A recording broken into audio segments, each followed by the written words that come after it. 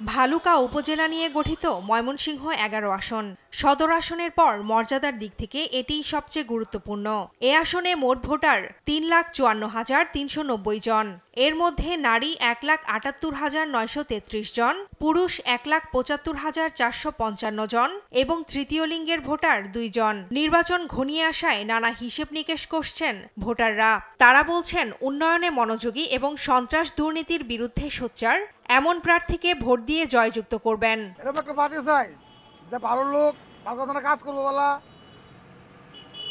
মানে এই লোক এখন দরকার। আমরা নির্বাচন যদি ভালো নির্বাচন হয়, সুষ্ঠু ভোট হয়, তাহলে আমরা ভালো কথা না, আর ভালো প্রার্থী হলে আমরা সুষ্ঠুভাবে ভোট দিয়ে পাস করাবো।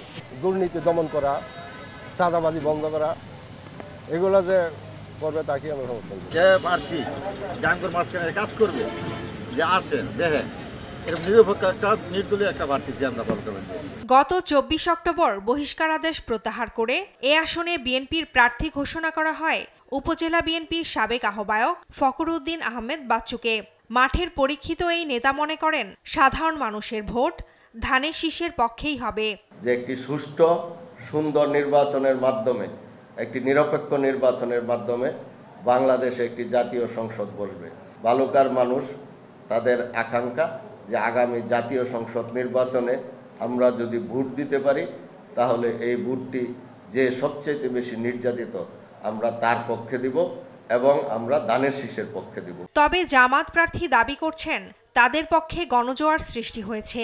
আমরা দাঁড়িপাল্লার পক্ষের যে জোয়ার, এটা সারা দেশের এই ফ্লো ভালুকাতেও দেখতে পাচ্ছি এবং জনগণ এটাকে ভালোভাবে নিচ্ছে।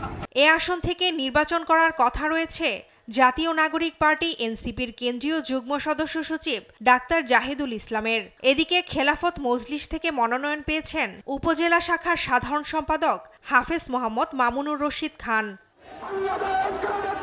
ফারজানা আফরোজ টুম্পা, নিউজ ডেস্ক, দেশ টিভি।